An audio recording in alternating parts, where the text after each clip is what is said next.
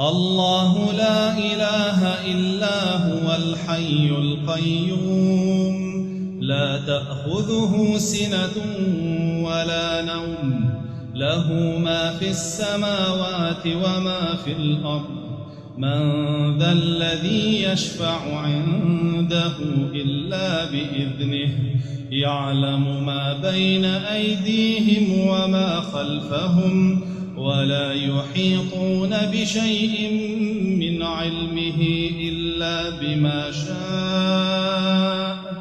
وسع كرسيه السماوات والأرض ولا يؤوده حفظهما وهو العلي العظيم لا إكراه في الدين قد تبين الرشد من الغي فمن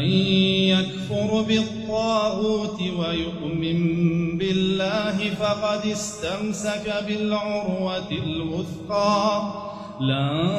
انفصام لها والله سميع عليم الله ولي الذين آمنوا يخرجهم من الظلمات إلى النور